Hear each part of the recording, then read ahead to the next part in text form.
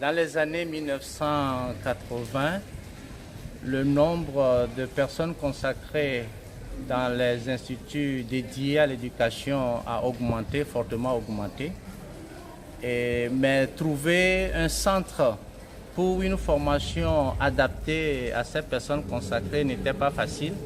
Les centres existants ne répondaient pas totalement, disons, au type de formation requis pour ces personnes consacrées. C'est ainsi que, en 1989 déjà, nos supérieurs ont décidé d'implanter, de mettre en place ici un centre de formation qui réponde véritablement à la formation des éducateurs chrétiens. Ce n'est pas seulement limité aux personnes consacrées, mais également aux laïcs et aux prêtres. Donc voilà le début. Et très tôt, une commission a été formée et déjà en 1991, les installations, ou une grande partie des installations que vous voyez ici ont été mises en place. La Salien, cet adjectif vient du nom du fondateur des Frères des écoles chrétiennes, Saint Jean-Baptiste de la Salle. Il est français, il est né le 7 avril 1651, il est né le 30 avril 1651 et est décédé le 7 avril 1719, c'est le XVIIe siècle français. Donc c'est lui qui a voulu aider des enseignants des écoles paroissiales à l'époque, qui sont les écoles pour les pauvres à l'époque. Et il s'est retrouvé finalement fondateur d'une congrégation religieuse. Donc son nom, Jean-Baptiste de la Salle, donc de son nom dérive l'adjectif la Salien. Il est fêté dans l'église le 7 avril. Or le 7 avril tombe souvent dans la période de carême. Il est mort un vendredi saint. Vous avez vu que le 7 avril, dernière fois que c'était un vendredi saint, si je ne me trompe pas. Donc voilà l'origine du mot Lassalien. Donc quand on parle de Lassalien, il faut penser aussi à une grande famille. Parce qu'il y a des laïcs qui vivent de cette spiritualité, que ce soit dans les établissements primaires, que ce soit dans les établissements secondaires, techniques, même au niveau des universités. Donc il y a des laïcs engagés qui vivent la spiritualité lassalienne, donc on les appelle lassaliens. Il y a des congrégations, au moins une, deux congrégations, qui vivent la spiritualité lassalienne, on appelle les sœurs guadaloupaines de la Salle. Elles sont beaucoup au Mexique, à Madagascar et tout récemment au Bénin. Il y a les sœurs du Vietnam, les sœurs lassaliennes du Vietnam. Et puis il y a ce qu'on appelle les signum fidei, les signes de la foi qui sont surtout en Italie et dans quelques pays africains. Le CELAF Institut forme des éducateurs chrétiens, si je veux résumer, des personnes qui veulent placer, disons, la formation de la personne au cœur de leurs préoccupations, la dignité de la personne au cœur de leurs préoccupations, et qui vivent, disons, cette œuvre éducative dans une perspective chrétienne, c'est-à-dire que leur référence avant tout, c'est le Christ lui-même, pour savoir le Christ, le grand pédagogue, pour trouver les meilleurs moyens d'aider la personne, non seulement à acquérir des savoirs, mais à se construire de manière intégrale, de manière pleine, et aussi à être un acteur de transformation sociale, quelqu'un qui intègre la société, pas seulement en se préoccupant de lui-même, mais en se souciant aussi des autres, qui conjugue finalement sa liberté, sa responsabilité avec la responsabilité pour les autres. Pour le Lassalien, d'abord, il faut partir de notre spiritualité. D'abord, notre charisme, d'abord, avant d'en arriver à la spiritualité. Qu'est-ce que notre charisme? Le charisme, c'est, si je veux résumer ça, c'est la fraternité pour la mission éducative des jeunes et des enfants pauvres. La fraternité, c'est-à-dire que c'est comme une médaille à double face. C'est-à-dire qu'on se met ensemble on collabore, il y a une complémentarité dans la manière de porter la mission éducative. Je disais tout à l'heure que les frères travaillent avec des laïcs. Donc c'est cette fraternité et c'est cette fraternité aussi que nous insufflons à nos jeunes qui sont dans nos établissements. Donc la fraternité pour la mission éducative des jeunes et des enfants, mais avec une option préférentielle pour les pauvres. J'en viens à la spiritualité. La spiritualité, la salienne, on peut dire que c'est l'esprit de foi et l'esprit de zèle. C'est l'esprit de foi qui amène la personne à tout regarder dans la vue de Dieu, à tout faire dans la vue de Dieu, à tout attribuer à Dieu.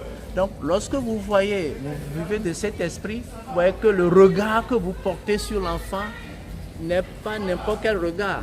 C'est un regard qu'on peut dire, même un regard, si vous me permettez le terme, un regard sacramentel. Un regard qui va au-delà du visible. Que derrière cet enfant-là, je rencontre le Christ lui-même. Le deuxième élément de cette spiritualité, c'est l'esprit de zèle. Cet esprit de foi, si vous avez cette confiance en Dieu, vous voulez tout attribuer à Dieu, cela vous amène à un dévouement beaucoup plus accru, à un engagement conséquent. Et troisième élément qui revient, justement, c'est cette idée de communauté. Pas nécessairement une communauté religieuse, mais communauté des personnes, que ce soit les jeunes qui sont avec nous, que ce soit les laïcs qui sont avec nous, s'il y a des religieux qui sont dans l'établissement, s'il y a des prêtres qui sont dans l'établissement, nous voulons porter cette mission en tant que communauté. Voilà les trois éléments de cette spiritualité: esprit de foi, esprit de zèle et esprit de communauté.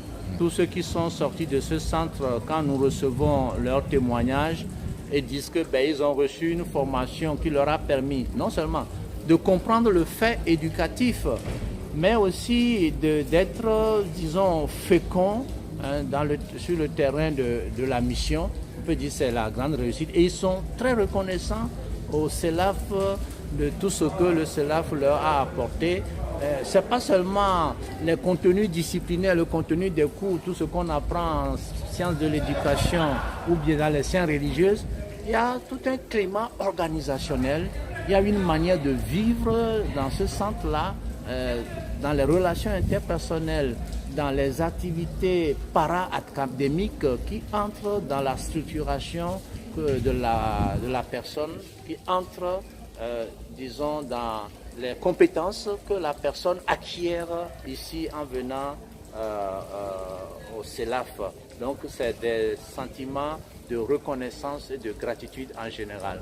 Donc, les perspectives, nous sommes en dialogue avec les congrégations religieuses pour voir quels sont les besoins qui sont ressentis pour, disons, aller vers de nouvelles filières qui répondent véritablement aux besoins que les gens ressentent sur le terrain. Je dis que nous avons 3 filières actuellement qui fonctionnent. La première filière, c'est l'Institut supérieur des sciences pédagogiques et religieuses, qui prépare à la licence en sciences de l'éducation et en sciences religieuses. Donc ça habilite la personne à être capable d'analyser le fait éducatif, de piloter tout ce qui relève de l'éducation, c'est la gestion de l'éducation. Le profil, c'est la gestion de l'éducation. Et cette personne qui maîtrise, disons, tout ce qui relève de la pastorale, de l'organisation, de formation des jeunes en termes religieux, etc. Donc la personne qui sort de cela va maîtriser tout ce qui relève la gestion de l'éducation, mais en même temps tout ce qui relève de la pastorale au niveau religieux. Ça, c'est la première filière. La deuxième filière, c'est l'Institut des sciences de la vie religieuse, qui prépare aussi en sciences, une licence en sciences de la vie religieuse. Troisième filière, c'est le CAFOP lassalien. C'est le centre d'animation de formation et de formation pédagogique. Vous savez que il y a le CAFOP de l'État. Nous avons une convention avec l'État ivoirien qui nous permet de former des personnes qui veulent, disons, être dans le monde de l'enseignement au niveau primaire. Ils sont formés ici. C'est ouvert, ce n'est pas seulement pour les chrétiens, c'est ouvert à tout le monde. Mais le contrat, c'est que celui qui sort d'ici ne peut pas postuler à un poste au niveau de l'État. Donc, actuellement, ceux qui sont au CAFOP sont au nombre de 53. Donc, c'est une filière qui est beaucoup appréciée. Et donc, nous remercions en même temps l'État ivoirien de nous avoir permis d'ouvrir, disons, cette filière au sein du CELAF. Le choix, je vais remonter à la tradition lassalienne. Si nous faisons de la centralité du sujet une des spécificités pédagogiques, je crois qu'avec les problèmes que nous voyons aujourd'hui en Afrique, les différentes crises, le problème de lié à la gouvernance, à la mauvaise distribution des fruits du travail des populations, et partant aussi du fait que l'éducation a une dimension politique, nous nous sommes dit qu'il faut revenir à la racine. Quelle est la racine? C'est le sujet qui est acteur dans la société. Comment est-ce qu'on peut former ce sujet qui, de telle sorte qu'au sortir de sa formation, qu'il puisse se préoccuper des autres, que sa vie ne soit pas une vie de repli sur soi, mais une vie avec une dimension fortement éthique. Alors, qu'est-ce qu'il faut retenir?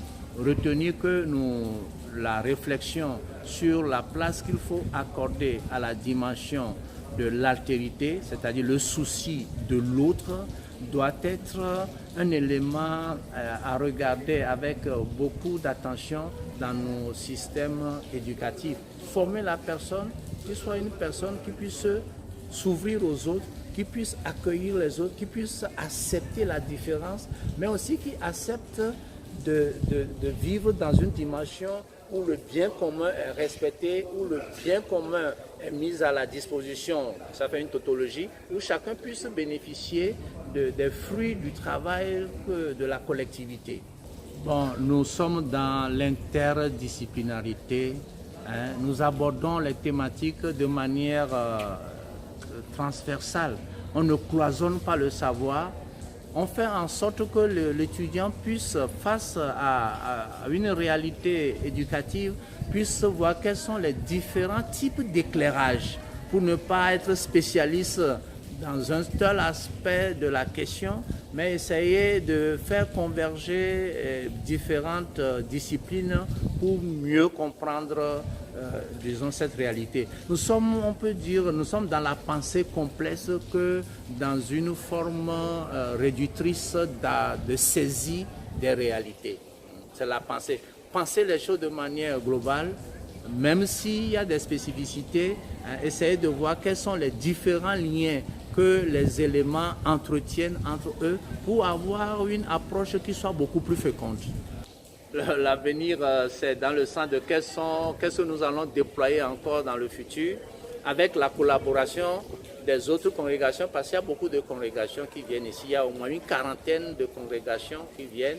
Il y a des laïcs qui collaborent, il y a des professeurs de l'ICAO qui viennent, il y a les professeurs de l'université. Donc c'est un travail où on a l'appui de plusieurs personnes. Je crois que la réflexion va continuer et répondre chaque fois aux nouveaux besoins qui se posent au niveau du CELAF. Mais vous savez toujours que c'est le nerf de la guerre. Nous sommes obligés de chercher des bourses pour que ça puisse continuer, parce que ce n'est pas toujours facile de trouver les fonds dans l'enseignement supérieur, surtout que quand c'est privé. Vous connaissez les coûts de l'enseignement supérieur dans nos milieux en général.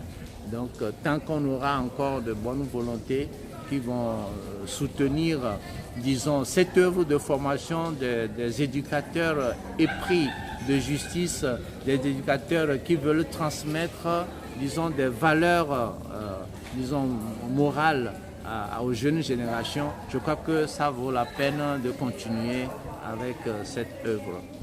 C'est cet esprit de l'unité dans la diversité, d'interculturalité, qui caractérise notre institution. Les gens viennent de plus de 25 pays, mais lorsque vous venez, vous voyez qu'il y a c'est une vie de famille, une vie de fraternité. Mais c'est ce que nous souhaitons pour l'Afrique, hein, que la différence avec l'autre ne soit pas un blocage, mais que cette différence puisse être un moment d'enrichissement.